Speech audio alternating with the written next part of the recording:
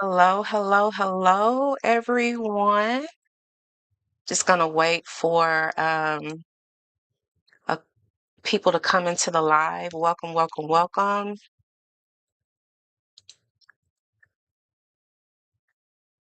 Get myself situated here.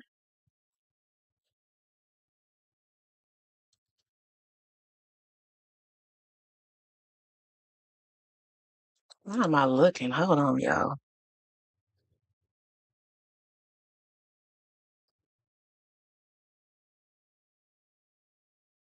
Okay. Okay. So tonight, guys, we are watching a documentary. Welcome in, welcome in, welcome in, y'all. Welcome in. How are you doing? I'm good. Thank you so much. So, guys, tonight we are talking about something deeply connected to Nashville history, Black culture, and it's really the soul of this city, and that is Jefferson Street in Nashville, Tennessee. I came across this documentary that was produced here locally at Nashville Public Television. And I thought that it would be a great Sunday movie night discussion. A lot of people know Nashville for Broadway, tourism, bachelorette parties, country music. But before all of that, Jefferson Street was one of the most important Black cultural areas, not only in Nashville, but in the South. Okay, Jefferson Street produced musicians, doctors, activists, educators, business owners. And it was also anchored by three historic HBCUs, Fisk, Tennessee State, and Meharry. Welcome in, guys. Welcome. All right. So, um,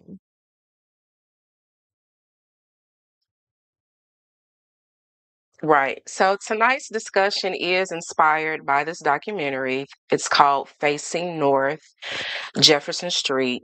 And I wanted to do this for commentary, education, and community conversation as we talk about the legacy of Jefferson Street.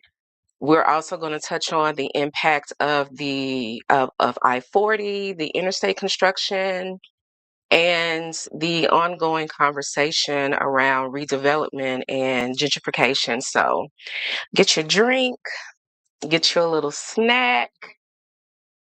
And honestly, I'm a Nashville native, born and raised here, so this conversation matters to me because I believe history disappears when people stop talking about it, right? So I definitely want to continue this education, not only for just, education and awareness, but for historical reasons, right? So, throughout the stream tonight, feel free to share your memories, your perspectives, family stories through the chat, especially if you grew up around Jefferson Street or North Nashville, or if you went to Fisk, TSU, Meharry. I unfortunately didn't go to one of those schools. I went to Austin P State University in Clarksville, Tennessee. All right. So let's get into it. Hold on, y'all. Hold on.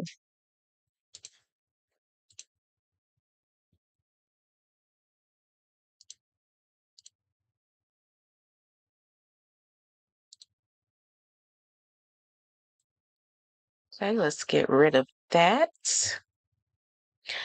All right. So we're going to add to the stage here.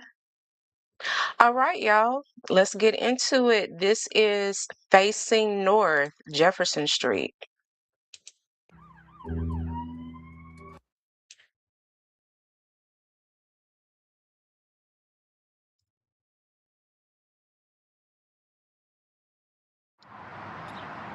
My bedroom was back here. I was asleep. And I got up and made it right here, and that's when the ceiling and everything in it fell down. If this fall on me, I would have probably been dead. It was scary. I'm talking about it was very scary. I don't know what to do. I've been in North Nashville all my life.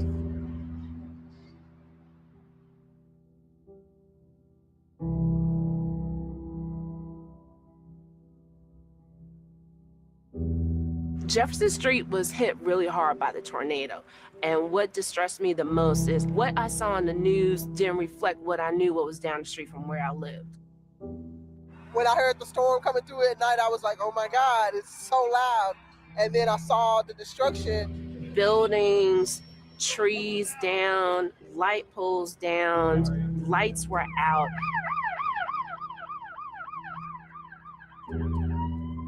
The tornado didn't last but a few seconds. Oh, it was like a bomb went off. There were people who called me and said, hey, why aren't they talking about North Nashville?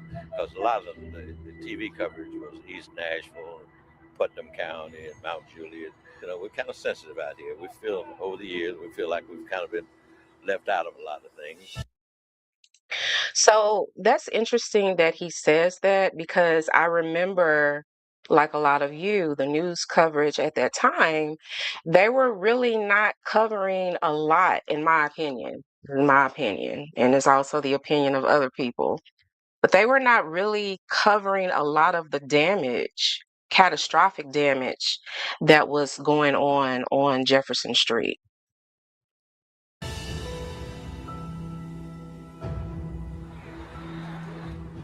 We're just without power with just a little bit of damage. So I was like, you know, maybe we should just set up some food. We just wanted to make sure that the people over here on this side of town are going to get what they need from the community, because they've been systematically neglected for so long in this area. If we don't help each other, then who will?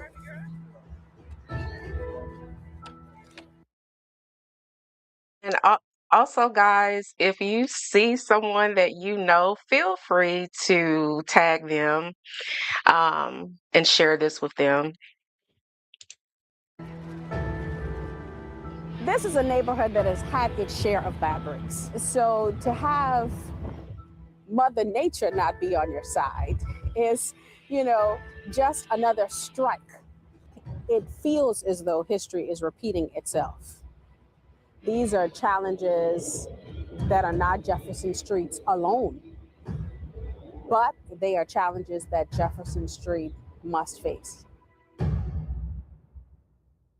Major support for Facing North, Jefferson Street, Nashville was provided by HCA Healthcare is proud to support Facing North and the Jefferson Street corridor's significance in shaping the history and culture of African Americans in Nashville and beyond. Our partnerships within the North Nashville corridor, including the Jefferson Street United Merchants Partnership, Fisk University, Tennessee State University, and Meharry Medical College, allow us to develop a diverse pipeline of healthcare professionals and leaders, as well as support diverse businesses, which enables us to create a healthier, more equitable tomorrow for the patients and communities we serve. and by Alliance Bernstein, providing research and investment solutions to diverse investors committed to serving clients and communities across the world. Dell Technologies.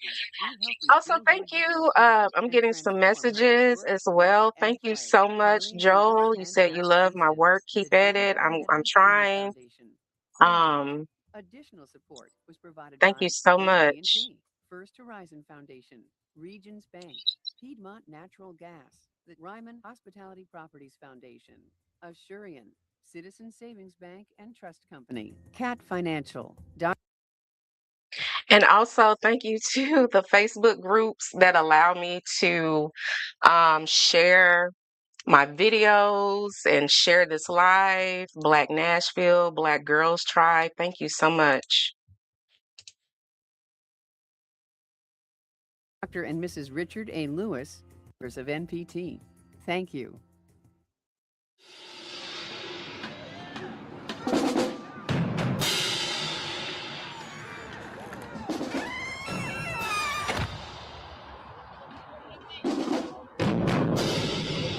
we're headed to Yes. probably one of the biggest events that we have here in Nashville. It's the TSU Homecoming Parade.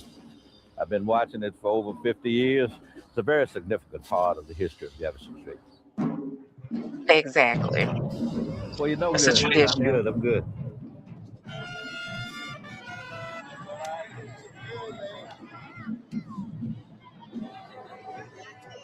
We're here at 26th and Jefferson Street. This is where I usually come to watch the parade, watching the bands, watching the floats, watching the people go by.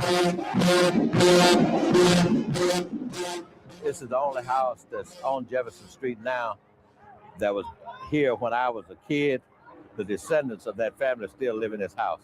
I am the fourth generation that lives here. So this was my great grandmother's house. So my grandmother was born and raised here. And our family's gathered here for the TSU homecoming since she was a baby. Yeah. So it's a tradition for us. And that's a beautiful thing. And I really hate that the TSU homecoming among some people is looked at as a violent weekend. It's so much more than that. It's culture, it's tradition, it's family. And I don't know. I may have to, well, I don't want to like talk about my ideas and plans, but I really hate that like every year there seems to be some type of negative connotation towards TSU homecoming when it's so far from that.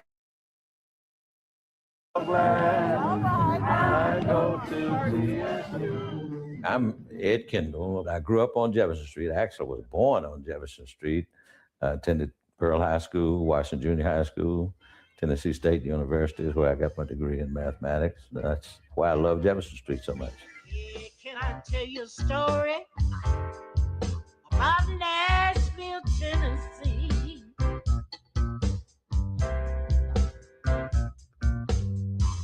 That's history. It was such a vibrant street that had a lot of businesses and homes. You had hardware stores, you had drugstores, you had even upholstery shops, sewing shops, dentists, accountants, 4 or 5 medical doctors. It was kind of like a little town within a town. Jefferson Street, jazz and blues. We had so many barbershops and beauty salons on Jefferson Street. Price's Pharmacy, where you could get banana splits and ice cream sodas. Next to there was a service station, which my grandfather bought and started. There was a photography studio on Jefferson between 18th and 21st Avenue North, Robert's Photography. I was 5 years old. That picture was Looking like our grandmothers and grandfathers and great grandmothers and great grandfathers. This is so neat to me. I love history. And again, guys, if you see someone you recognize, feel free to tag them in this video or to share this video with them. actually taken on Easter Sunday.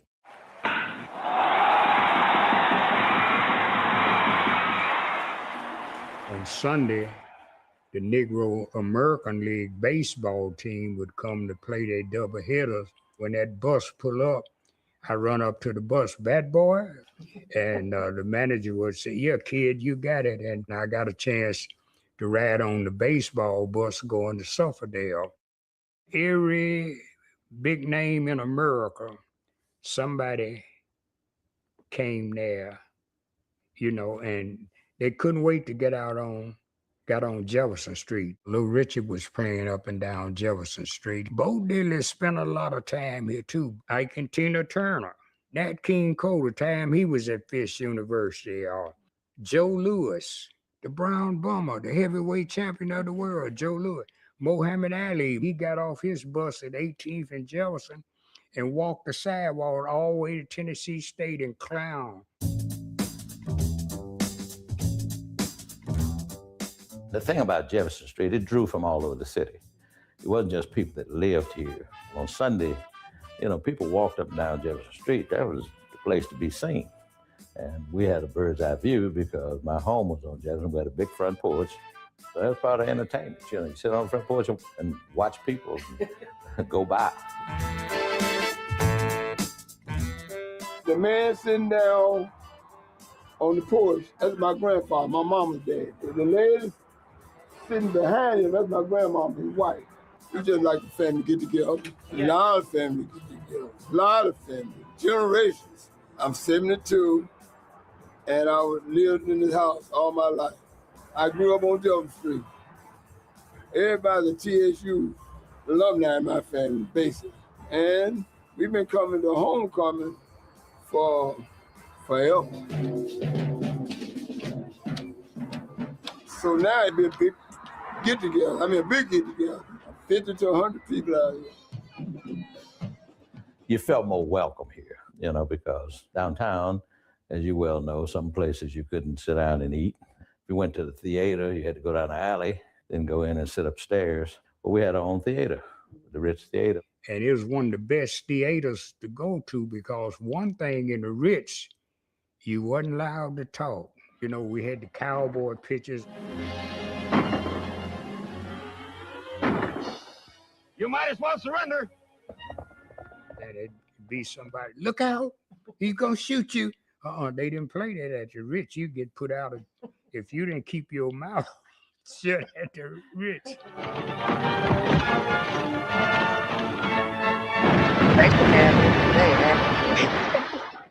We had football games, basketball games. We had house parties. At that time, Meharry had a large cafeteria, and most of the high school dances were held there. But no, we didn't feel like we were missing out on anything. We had a good time growing up. Here is a community that existed, that evolved over a period of decades, that is a model community.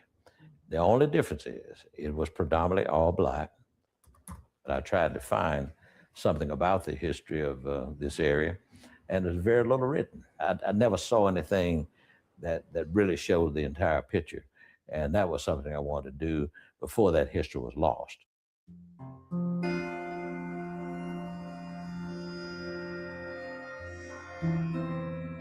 That's deep. That's deep. I've never Jefferson heard of that Street proverb. is one of the examples of key African-American commercial streets where the history has been neglected or lost, stolen, or strayed. It's similar to the historic importance of Beale Street in Memphis or Lenox Avenue in Harlem. Streets that African Americans built up, controlled, turned into a cultural oasis in an otherwise hostile city, and really built neighborhoods. Unfortunately, were also heavily damaged by terrible urban renewal plans in the 1960s. You can't tell the story of Nashville to the world without telling that story.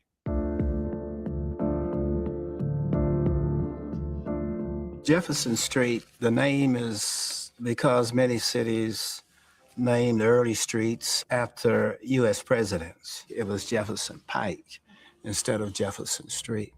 And a pike was a toll road built by the private landowners and farmers to access the commercial markets. They had to get their products out, including John Harding, who owned a tremendous amount of property in that area. And we're talking about Jefferson Street from 18th Avenue down to Tennessee State University at 28th and Jefferson. There are many plantations and farms in that area, not just John Harding. The major strip would have been Cedar Street, which ran into the public square. John Harding. So is that where Harding Place comes from? Probably so, maybe not. That's interesting. When I say Cedar, I mean Charlotte or MLK. Now, slavery was the big business. As early as Nashville is a city, Black people are in the North Nashville area because that's where they're being transported to, right off the Cumberland River, right into downtown Nashville to be sold to various places throughout Tennessee and various places throughout the South. 1870 census showed me that 49% of the people in that district, 5 years after the Civil War, are African American. So it was heavily slave. They are living on farms and plantations until the emancipation of 1865. They tend to settle about the same places they had always lived. And so the Jefferson Street corridor was already heavily African American. It begins to grow during the Civil War because there's a contraband camp that is set up right where Jubilee Hall is. Contraband camp is a camp that was established by Union soldiers to accommodate formerly enslaved persons that made their way to the city. The contraband camp that's set on what is now the campus of Fisk University would arguably become the core of what would later be known as the Jefferson Street community. Then they start businesses. You already have the skills to be equal in this region of the country because 85% of the most skilled people during slavery were slaves. They were bootmakers. They were the people who helped build the first railroads through Tennessee in 1854. They were the people who were the brick masons. And these people become some of the earliest grocery store owners, some of the earliest barbers. You start to see them become some of the earliest teachers and doctors. And they're able to really take the Jefferson Street area and turn it into their own oasis of sorts. When the freed people had their chance to create their own community institutions, they rushed to create schools, cemeteries, and churches. And of those three, the churches are the most important because in many ways, they served as the schools. You got some of the oldest and most important African-American churches in the city.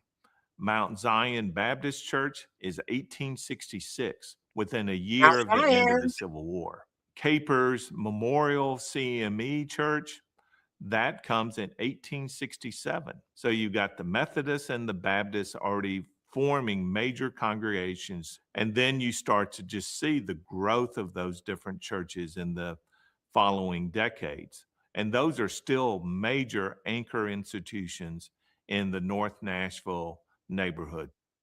So these became crucial tools for individuals to survive, but they also were forming community.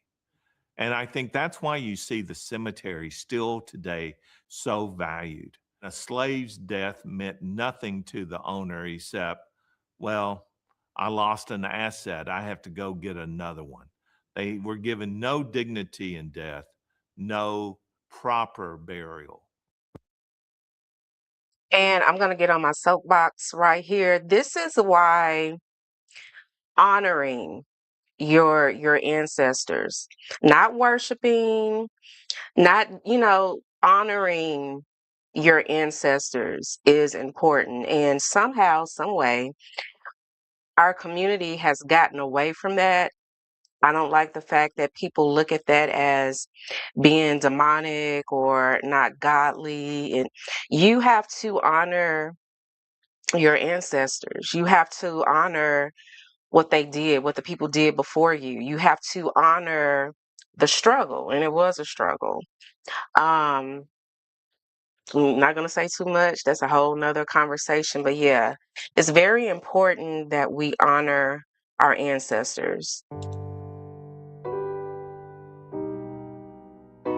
There was a need. That's basically Granddaddy was like, there's a need for Black people to be funeralized with integrity. And that's what I'm going to do. I'm Keisha Gardner Beard. I'm the granddaughter of Cassie Gardner Sr., founder of Kate Gardner Funeral Home and Hills of Calvary Memorial Park Cemetery. Granddaddy was from Pulaski, Tennessee. His mother, my great-grandmother, was a slave. Back then, Black people weren't being fairly buried or funeralized. So they couldn't find anybody to bury Granddaddy's cousin. That's how he got the idea of starting his own funeral home. So that's when he moved to Nashville and set up Hold on, shop y'all. at the Black YMCA. Someone has to know this lady. Hold on. Someone has to know her. Hold on.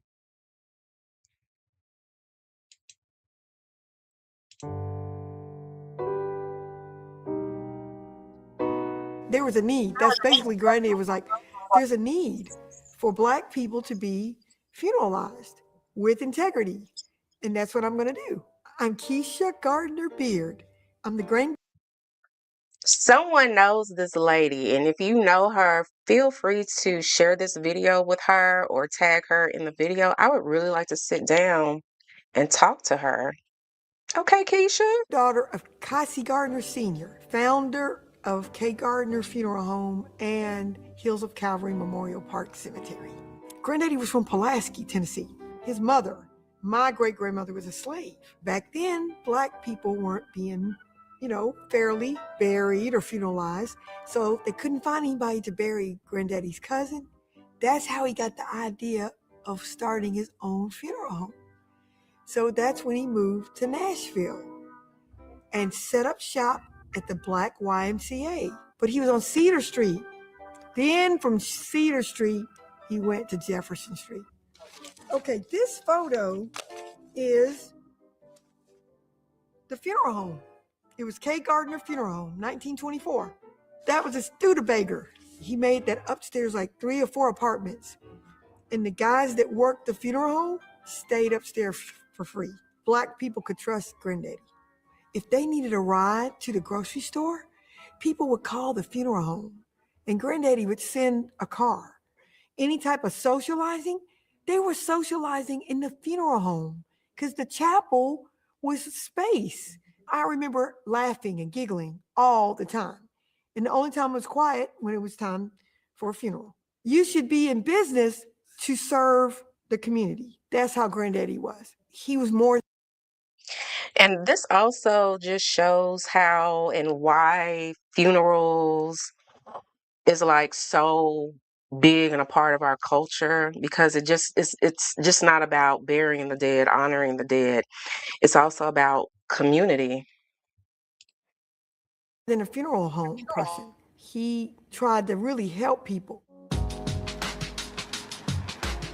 When we found this space and we learned about the owners, we really loved that history and connection to Jefferson Street and to the community, Mr. Gardner, and what he did and how he brought the community here. I knew that, again, it was right for us to be here. And I really wanted to start to make this space into a real immersive artistic space.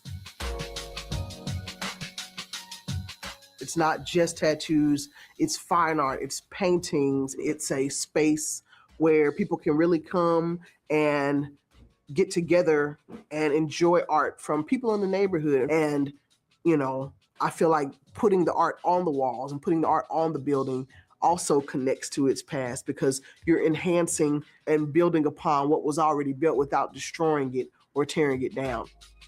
Black Americans are always on a journey, searching for that kind of elusive freedom that we think about all the time. And Jefferson Street was that North Star, was that point that you could get to where there are people there that are like me.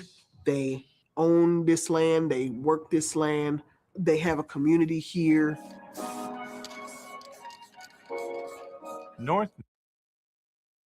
Someone put in the chat, I like your glasses. Thank you so much. I think this makes me look a little bit more studious. Jay Flake, hey, how are you? Keep up the good work. Thank you so much.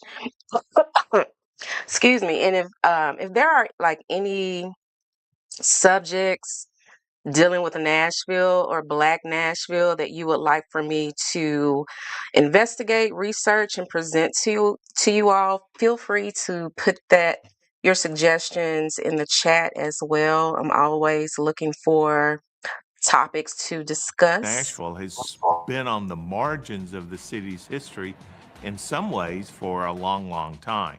Those who were told, well, we want your skill, we want your labor, but we don't want to live next to you.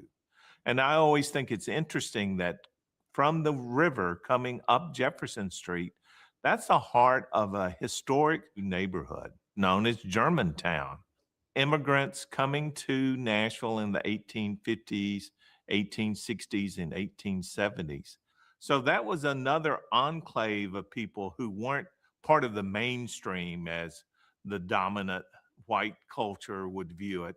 African Americans start to shift more to the West once Fisk University takes over the old Union Army fort. Fisk was viewed as such an important educational opportunity for all sorts of people.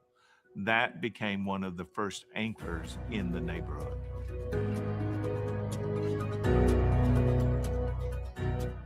Elizabeth Thank you so Harding, much. the widow of John Harding, tried to be benevolent and help that slave generation get a better start after they were emancipated. She invited Frederick Douglass to come down and speak to the freedmen in that Jefferson Street corridor, including her own. So in September 1873, Douglass was already here to speak at the annual Colored Agricultural and Mechanical Fair. Fellow citizens and gentlemen, when I had the honor to receive your kind and unexpected invitation to visit Nashville, a city famous for its elegance and refinement, I was naturally enough very much pleased with the prospect of being present on this occasion. The next day, he went out to Fisk University, and after that, he stopped at Elizabeth Harding's place and had dinner. We think Frederick Douglass spoke from that porch to the freedmen. They said, well, Mr. Douglass, Fred, we're free now, but how will we really become free? And Douglass had a famous line. He said, "Once you learn to read, you will be forever free." In other words, education was the key. Reading is fundamental, okay? And I know that the youth, our Black youth, get a lot of flack for not reading on a level that they should be. And again, that's a whole nother topic of discussion. But again, reading is very important. History is very important.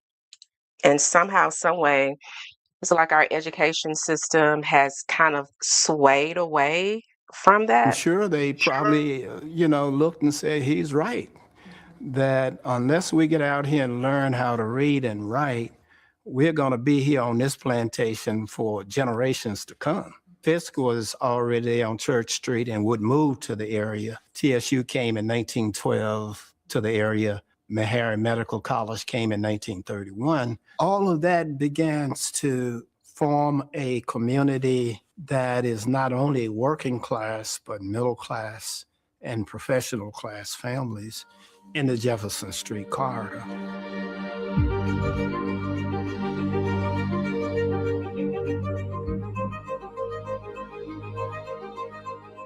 I grew up right across the street from Fisk University and Meharry Medical College. So we grew up knowing that there were Black professors, there were Black lawyers, there were Black presidents, which let us know we can do that.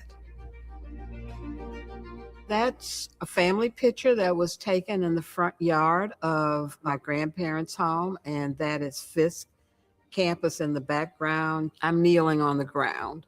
We have a relative who was one of the original Jubilee singers, Minnie Tate. She was my great-grandmother's sister, and I am the She's great-granddaughter beautiful. of Richard Harris, the first Negro Board of Trustee member at Fisk University.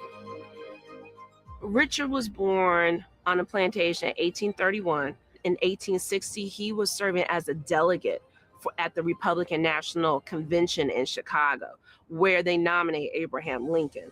So for him to acquire his freedom, some level of education, reading and writing, to be able to own grocery stores, own a farm, he was what they would call a learned man, a man who takes every opportunity to better himself and to expand his education.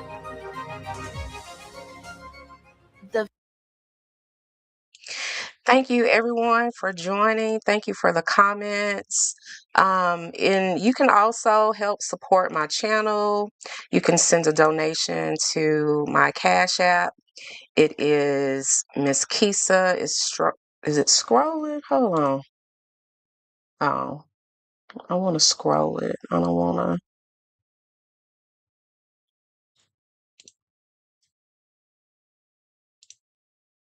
I'm still learning, y'all. I think I have. Hold on. No, wait.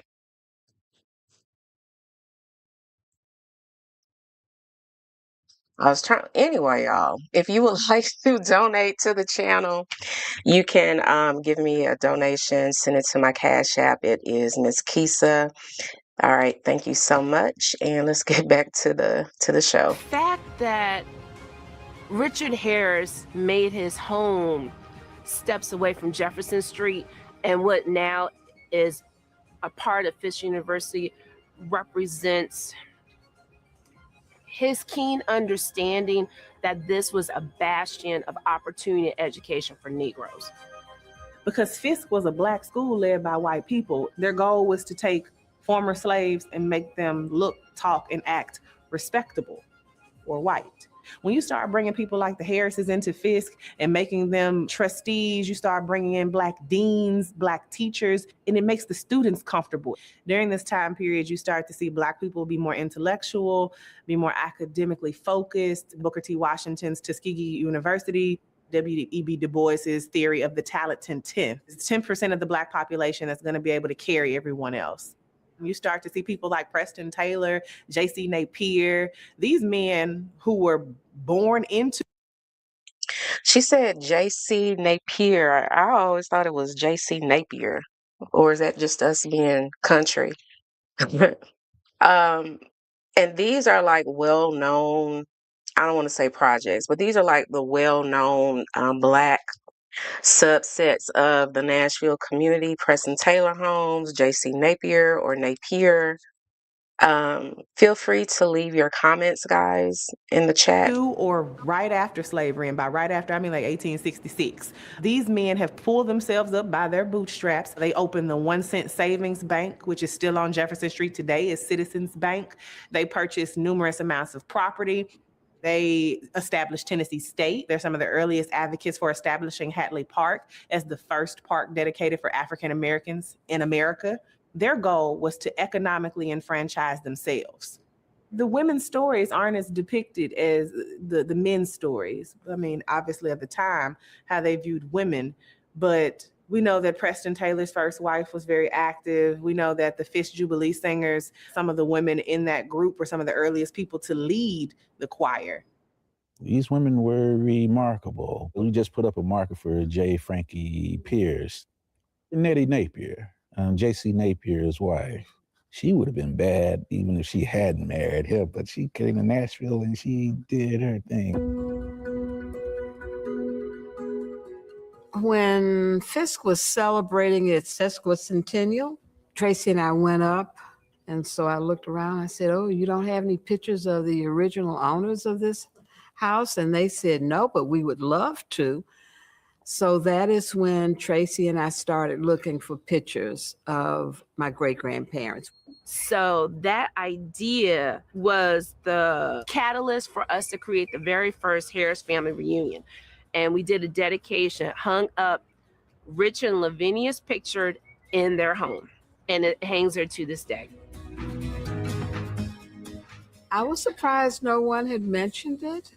But by that time, my father had died and most of my aunts and uncles had died. So there was really no one I could ask. Back in those days, family history was a very uncomfortable, difficult topic because of slavery and the difficulty they experienced during Jim Crow and Reconstruction. They didn't want to relive it. If photos aren't saved, if letters aren't saved, oftentimes they may have been burned or misplaced or thrown out. That's rich history that we've lost. And Exactly. And so that is one of the motivating factors for me as far as like sharing retro Nashville, vintage Nashville, retro Black Nashville history. Because unfortunately, a lot of us, we don't have a lot of that history in physical form. We don't have the videos, back in the 80s, like a video camera was expensive. A lot of us didn't have access to that. A lot of us, our pictures, our artifacts have been lost because we've had to move. Um, we've lost a lot of that. So that is one of the factors that I really wanted that really motivates me to share this history and everything that I find about not just Nashville, but Black Nashville. So having that history to be hidden has been a concern of mine as I continue to discover it.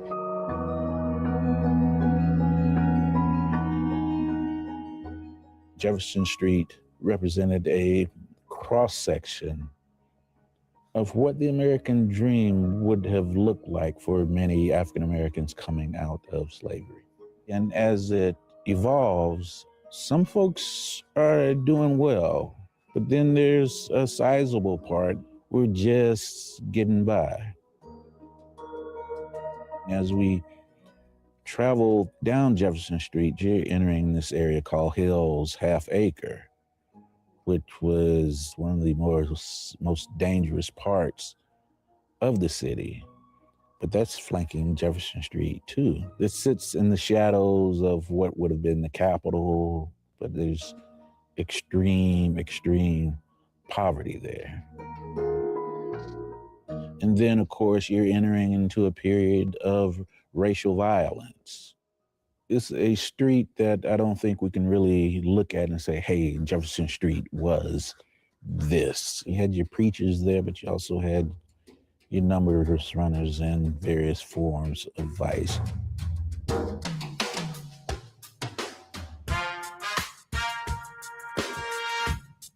This house was a brothel house. Prior to my grandparents moving here in 1941, there was a brothel house for the more exclusive patrons, like the gentleman in the neighborhood who had the money, the businessmen, the number bookies, people like that. Well, you had the bookie, and the number runners would go around and write the tickets and knock.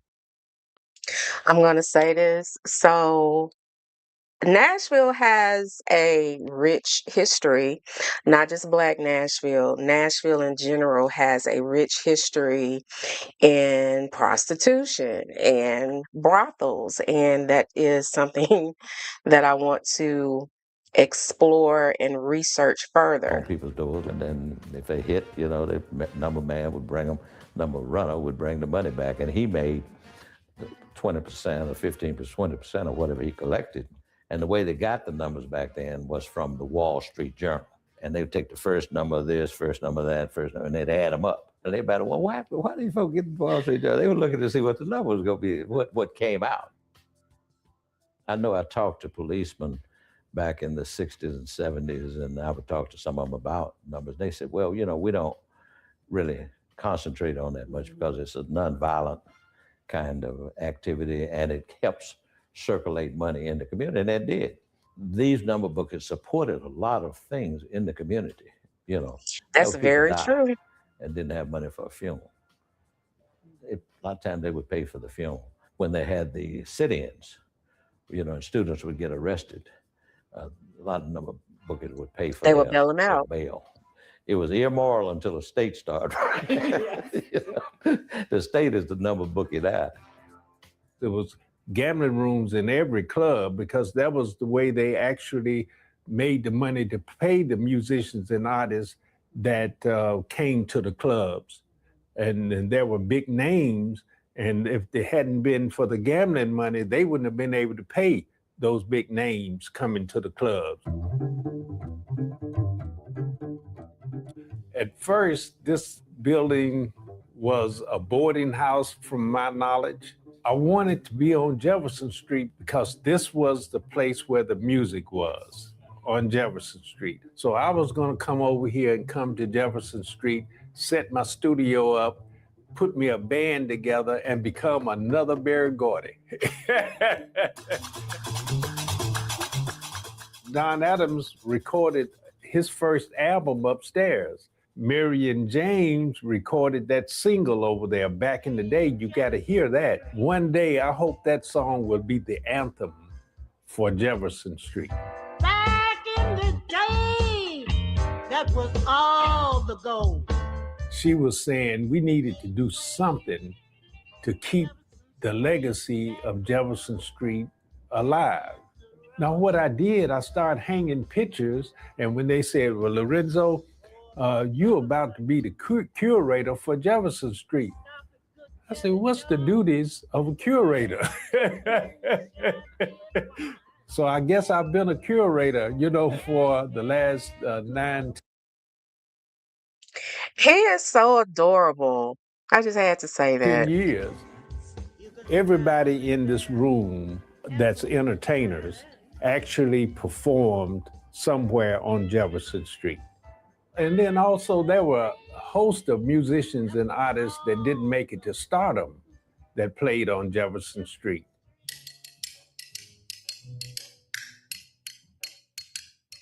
My name is Lucius Talley.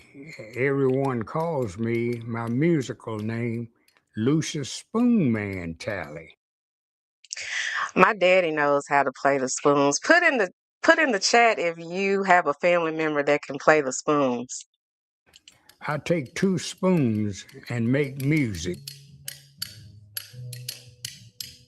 I've been doing it professionally, I would say somewhere in the 90s. I was getting washed up on the drums, muscle problems, back problems, but my heart was on the drums. I think I was 12 years old when I got my first real drum, and I used to entertain the neighbors there. All the girls in the neighborhood would take my Look at him. He's just as cute as he want to be. Look. chopsticks, broomsticks, and they was my majorettes. And a lot of musicians that had hit records out during my time, you could see them walking up and down, Jefferson Street, and you could hear them when they rehearsed. I could hear TSU band practicing all the way from Hadley Park, and all the parades come down up and down Jefferson Street. So it was just part of my life, and I couldn't hear nothing but music. There was a place called Macio's, and Ray Charles was going to perform there. We saw the car come down the street, and Ray Charles was driving. So, everybody started, Ray Charles, he been lying. Ray Charles could see. He could see. So we followed the car down the street, and when it turned, we could see that there was a fella sitting next to it, steering the car. It's all right. Are you a musician yourself, or? I'm not a musician. I'm an enthusiast. Gotcha. Right. Jimi Hendrix is one of my all-time favorite musicians. Oh, yeah. I love Jimmy. He played down here at the Del Morocco Club. Okay. And I did get a chance to see him. Okay. He always had a kind of a souped-up looking car. Okay. Okay. So I'm strolling down Jefferson Street, and these 4 young ladies were coming. Was on the corner up there at 18th and was thumbing a ride down Jefferson, going to the Del Morocco to see Jimi Hendrix. Gotcha. And so I get one of them's phone number. Okay, got that. Sounds like part of the plan. I hear you. Okay. And but the one that I got, whose phone number I got, don't tell me, ended up marrying. Oh, I knew it was coming. and we had a beautiful daughter. Wow. We're representing the whole culture out of this museum, is what we're doing. It's not just an artist or a club, it's a culture. And if we let this culture get lost, that's almost like killing the whole culture of people. If you want to know why Lorenzo is Nashville cute. has so many artists and entertainers of national and international reputation, You started Jefferson Street because who were the first international stars of the Nashville music scene? The Fisk Jubilee Singers. Well, Nashville decided very purposely in the 1960s that they were going to be Music City, USA, and that was shorthand for the capital of country music, and Music Row was the place that mattered. During the 1950s, that is a period when things are changing for African American urban areas all across the country.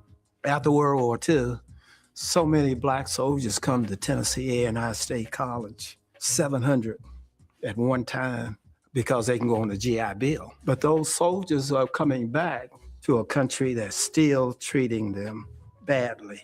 Jim Crow is still around. They were trying to dismantle it the best way that they could.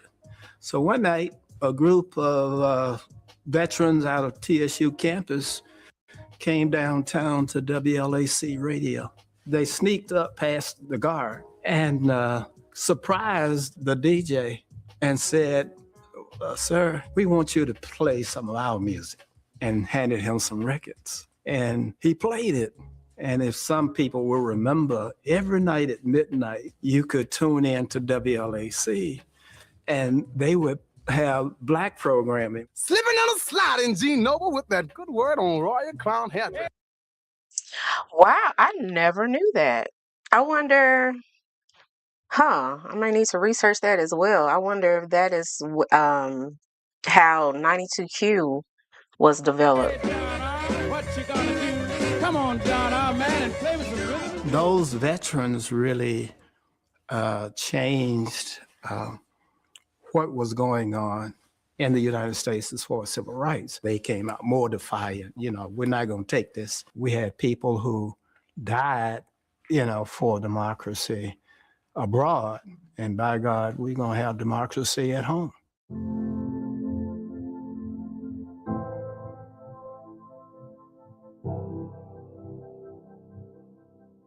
After World War II, with federal funds, the city will begin clearing out the slums and substandard housing. And those urban renewal projects will begin to disperse black homes out of that particular area. And this will be one of the most exciting things that's happened in any city in America when we start where the urban renewal program of Capitol Hill stopped. Beverly We will Broward. go from 8th Avenue to the river. They needed somewhere for black people to go once they cleared that land. So why not put the black people where the black people already are?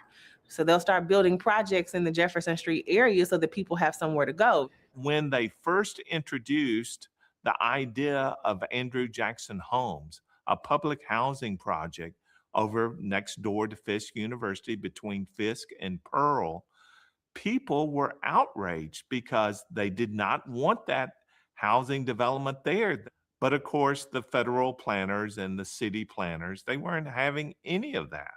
And the fact that you have working class folks living next door to university professors will make that work. And they did.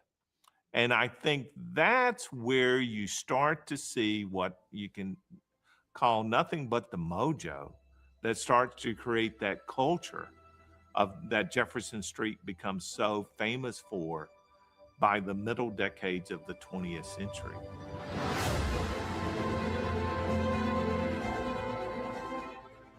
The civil rights movement was always rooted in the students. Now, as it relates to Nashville and Jefferson Street, those students were able to come together because they're so close together. Students could literally meet in the middle of Jefferson Street and take training classes on how to stage a sit-in and how to sit in a restaurant and have somebody pour mustard on your head and you not be mad about it. These young TSU and Fisk students. And let me say, I am a member of one of the Divine Nine sororities. I'm a member of Sigma Gamma Rho Sorority Incorporated. And our Divine Nine sororities and fraternities were instrumental in that. Like, a lot of times, those organizations on Black campuses were responsible for those trainings and just basically getting your mind right while you go out there and you protest. Students are saying, okay, enough is enough. What can we do? I'm not afraid of them. And they picked up their book bags and they marched because they were tired. And also, my aunt, she was in junior high, and her friends were out protesting. Like they would leave school. They would leave school, or they would go directly after school, and they would be out there protesting. Like junior high kids were out here protesting. I was in high school when the sit-ins first started, and I couldn't wait to get to college so I could participate in the sit-ins. By living on Meharry Boulevard, I lived maybe 8 houses from Z. Alexander Luby's home. And I remember the morning it was bombed, and I sat straight up in bed. And a few minutes later, we heard the sirens coming down the street. And that afternoon, it was decided that we would all march on the courthouse. And so all of the students from Tennessee State, Fisk, Meharry, Pearl High, and American Baptist Theological Seminary marched down Jefferson Street to the courthouse. And Diane Nash confronted the mayor, Ben West. He said that it was not right that Blacks could spend their money, but they could not eat at the lunch counters. A few weeks later, the lunch counters were open, but still the restaurants and many other places did not open. And I also found a documentary that talks about the lunch counter sit-ins in Nashville. Leave me a comment, put in the chat if you would like for me to show that next Sunday as well. I wanted to do something to help to bring about a change. And also, guys, please help support my channel. You can send a tip or a donation to my Cash App, Miss Kisa. Thank you so much. I even wanted to go on the freedom rides, but Harry, Pearl High, and American Baptist Theological Seminary marched down Jefferson Street to the courthouse, and Diane Nash confronted the mayor, Ben West. He said that it was not right that beautiful. Blacks could spend their money, but they could not eat at the lunch counters. A few weeks later, the lunch counters were open, but still the restaurants and many other places did not open. I wanted to do something to help to bring about a change. I even wanted to go on the freedom rides, but I knew my mother wouldn't let me do that. The Black Power movement going strong. Okay. In 67, at Fisk Gym, Story Carmichael spoke. I went to hear him speak. What was that like? Oh, Lord, have mercy. Ooh, wait. Boy, he had us feel like we coming with him. Now, what you have to understand is that Nashville is a little bit slow. The hunkies here behind everybody else. See, the hunkies everywhere else, even in Alabama and Mississippi, recognize that they can no longer split the Black community. I was there, sitting up there, listening to folks come out, yeah, we Black, we proud, and nobody's gonna take this country away from us. I'm ready to go to war, right here on Jefferson Street. Now, a lot of them got out of control. They started burning down ROTC building, TSU. A neighborhood grocery store on here on Herman, they burned that down. I ain't like that. I think, but I can understand why, because that boy spoke. Well, I got drafted by the Army, and they wanted me for 3 years. You served in Vietnam? Yeah, I'm sure in the Vietnam.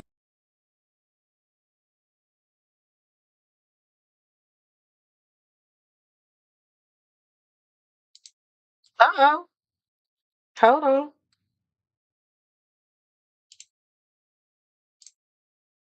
Technical difficulties, y'all.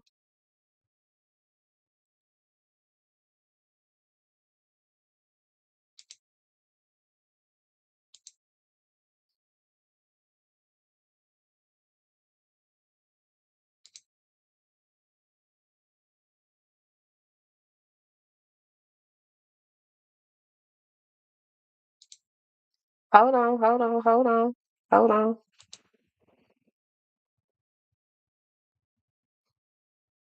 Where were we? Yeah, here we go, here we go, here we go. How to change. I even wanted to go on the freedom rides, but I knew my mother wouldn't let me do that. The Black Power movement going strong. Okay. In 67, at Fifth Gym, Story Carmichael spoke. I went to hear him speak. What was that like? Oh, Lord have mercy. Ooh, wait. Boy, he had us feel like we coming with him. Now, what you have to understand is that Nashville is a little bit slow. The hunkies here behind everybody else. See, the hunkies everywhere else, even in Alabama and Mississippi, recognize that they can no longer split the black community. I was there, sitting up there, then I'm talking about, yeah, we black, we proud, and nobody's gonna take this country away from us. I'm ready to go to war right here on Jefferson Street. Now, a lot of them got out of control. They started burning down ROTC building, TSU. A neighborhood grocery store on here on Herman, they burned that down. I ain't like that. I think, but I can understand why, because that boy spoke. Well, I got drafted by the Army, and they wanted me for 3 years. You served in Vietnam. Yeah, I served in Vietnam. And when you come back to your home and see it destroyed, you say, that means you say, I went somewhere I ain't had no business. My neighborhood getting destroyed. I was disappointed. I was heartbroken. Now I'm mad. I'm more mad now than I was then because I understand a lot of things. Congress responded with the Federal Aid Highway Act of 1956. These new highways will have a far-reaching economic impact on the entire nation. The interstate was probably the single most event that, in my opinion, destroyed Jefferson Street from what it was. They bulldozed and bombed 300 homes to make way for I-40 to come through there. And not only did they do that, they gave the Jefferson Street corridor, which is overwhelmingly African American, no access and no exit onto Interstate 40.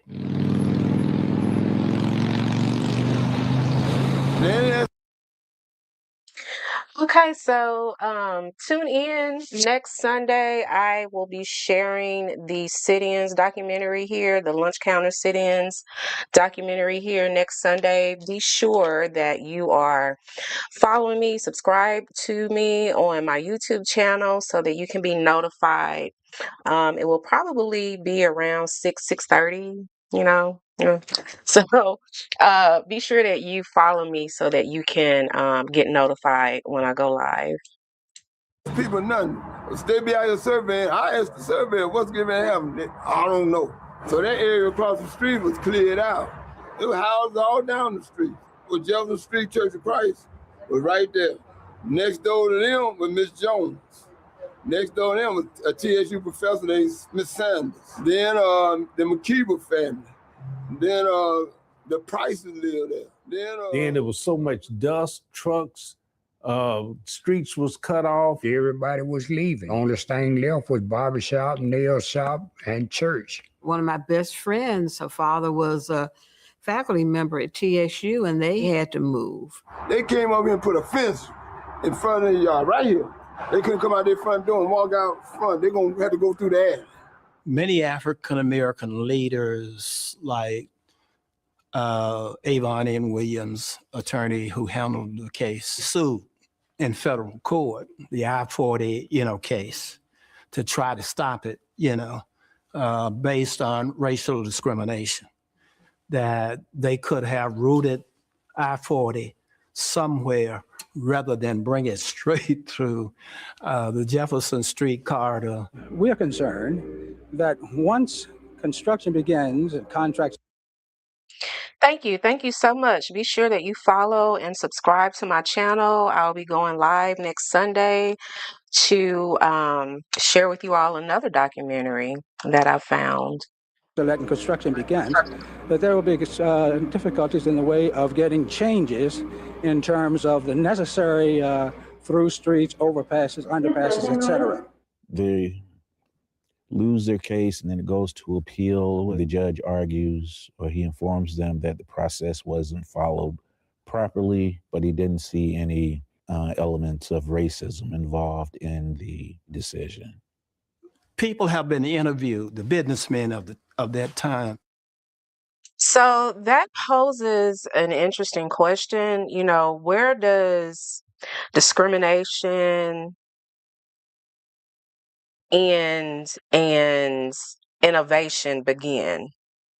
You know, can those two coincide together? Can you have innovation without leaving a subset of your community out? Um, where would we be without I-40 today? However, where would Jefferson Street be today if there was no I-40 that went through that community?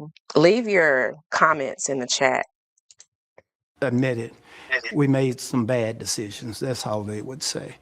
But people think it was revenge for what the young generation sit-in demonstrations, Freedom Riders, did to downtown Nashville. So the other documentary that I will be streaming next Sunday is about the lunch counter sit-ins in downtown Nashville. So again, be sure that you follow me, you add me as a friend, you subscribe to me so that you can get notified when I go live with that documentary. They forced Nashville to desegregate when African Americans could go other places and eat, other places to shop. They began to abandon Jefferson Street. Once these people moved out, the community started going down some. It wasn't patrolled by the police like it was at one time. Some crimes start coming into the community that wasn't here. The Black rate for diseases like diabetes becomes real big. Cancer becomes real big. They just aren't able to access the same healthy food options because when the interstate comes through, it tears all these businesses down that these people have been dependent upon. Now I have to go elsewhere. What if I don't have a car? This grocery store used to be right up the street from me. It was in walking distance. The city just stepped aside and let the community fail. And what I will say when it comes to the Black community, the African American community, that has always been our safe haven. You know, that is where a lot of our health practices come into play. And so again, you know, she's right. When you put an interstate through Jefferson Street in this case, you know, you're losing the pharmacies, the houses, the doctors, that community that is like your safe haven where you go when you're sick, when you don't feel good, when you have some type of ailment.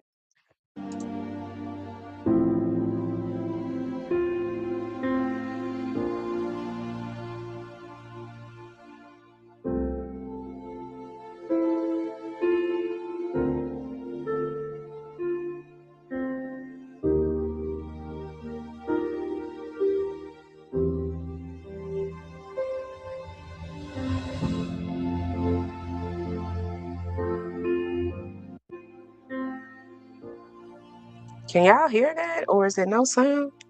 Do y'all hear that?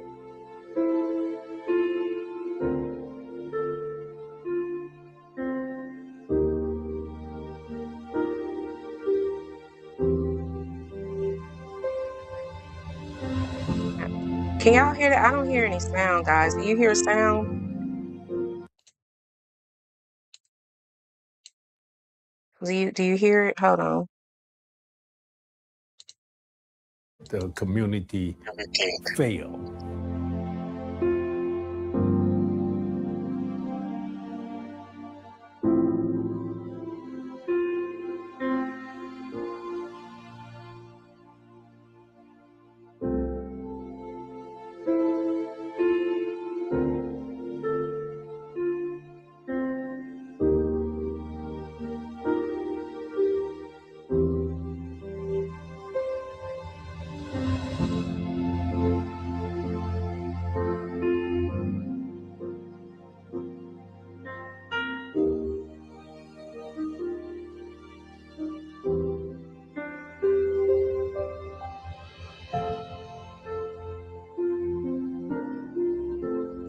Okay, you can. Oh,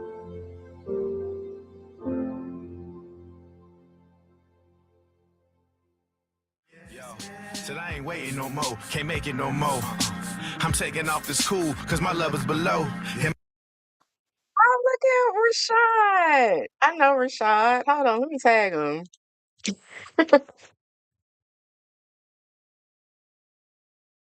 Hold on. Rashad Rayford.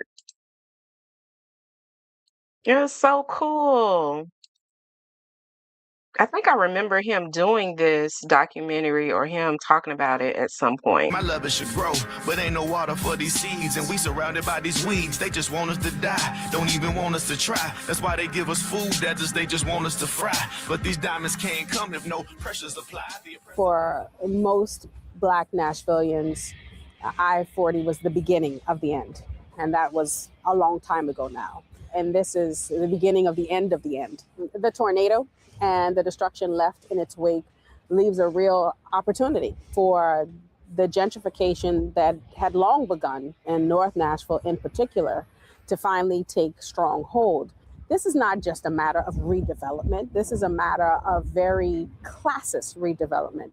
When people have bills like for healthcare, when they have debt of any sort, and they're trying to get out of it in order to survive, it is much more likely that they will take an offer quicker than they might have if they had financial stability.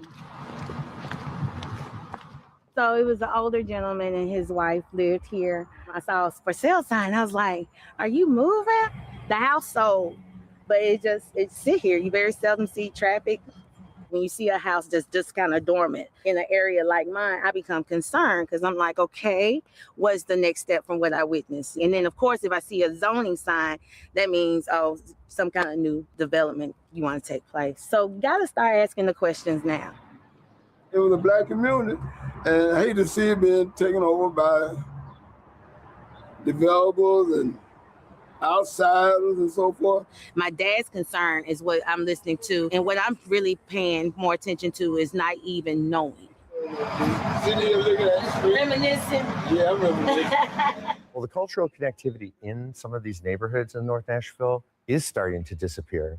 Folks that have been marginalized economically and in other ways and pushed into certain neighborhoods now find themselves living in places that are targeted for redevelopment that has nothing to do with them. They will be extinguished unless we come together and try to figure out how to stop that. And I also want to say right here, you know, like I was saying earlier, that Jefferson Street gets a bad rep. However, poverty, not having stability, it brings low vibrational energy. And so what happens when you're in a neighborhood full of low vibrational energy? You don't have the money. You don't have that stability. Stability makes people feel grounded. It gives people purpose. And when you take that away, whether it's by gentrification or putting a interstate smack dab through a neighborhood, you lose that. You lose your feeling of stability, of feeling grounded. And low vibrational energy brings in violence. Um, I don't have any scientific proof to back that up, but there's spiritual proof, you know. So this is just it's more than gentrification and, you know, innovation. It's like all across the country you see this, where this innovation is cool, but what about this community that you're breaking up, that you took their stability from them, you took their source of safety from them, you took, you know, income from them. It was a lot of Black businesses on Jefferson Street.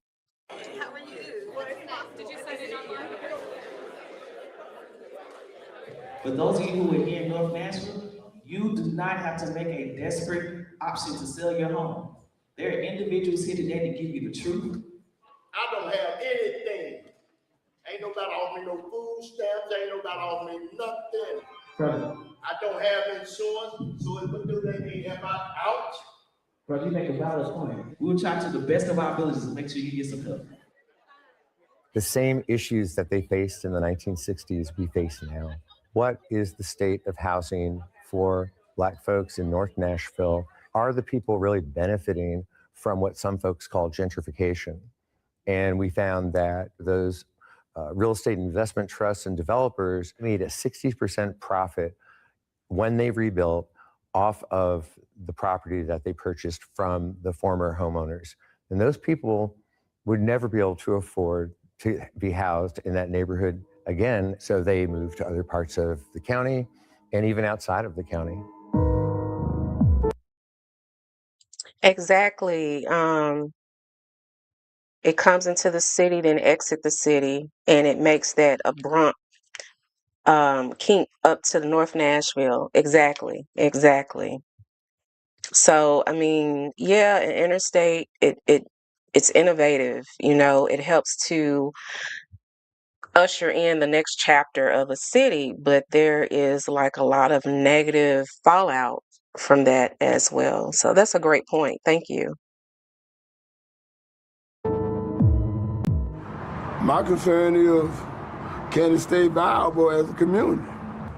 I know my dad has experienced, that generation experienced a lot. When we talk about development, they look at it as a takeover. We know development is going to come. I would love to be a part of it, but I don't think it should eradicate our history. Don't be afraid, Black. Hold your shoulder blades back. Keep your mind on speaking facts. The truth will follow. I would hope that we, African Americans, would be able to bring it back to what it was, if not for all of Jefferson Street, hopefully for part of it. There's something very special over here. And there's a reason why people are coming in seeking to purchase land or expand into the area. And I think it's so important for us to continue to not only tell our story, but also continue to preserve our neighborhoods. One of the good things is Did y'all see that? Did y'all see that Shampoo Perry's? I would like to interview him. Put in the chat if you know Shampoo Perry. I would love to sit down and interview him as well. Jefferson Street is still about 75% owned by African Americans, at least portions of Jefferson Street. It means we have the opportunity. We just got to figure out a way. Have some sensitivity about building a community rather than just building buildings.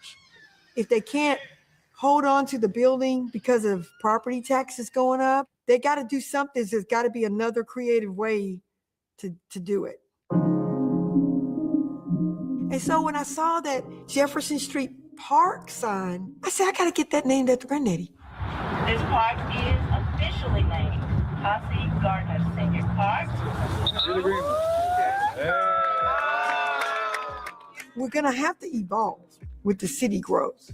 I told the board, I said, if this happens, I said, this was my reason. I'm getting ready to get. I said, this is my reason that I came back to Nashville. Everything happens for a reason. I'm totally convinced. I think that's just Granddaddy putting this thing together. He's still in it. He's not gone. He's still in it.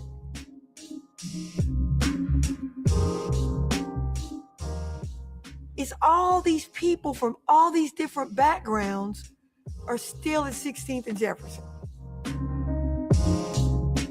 I know that some of the people who come do not have the deep roots to this neighborhood. They want to be over here because it's close to downtown or the prices are a little cheaper, and they don't care about the community as a whole. We try to be very welcoming and relaxed so that when people come in, they can question, to learn about the culture, to learn about the people, to learn about the neighborhood and the community. My goal is to have us be so visible that you must see us and that you must recognize, and that you're not just going to come in and change it all into something completely different and push out what attracted you here in the first place. Embrace what's here rather than come in and try to dig it up and throw it away.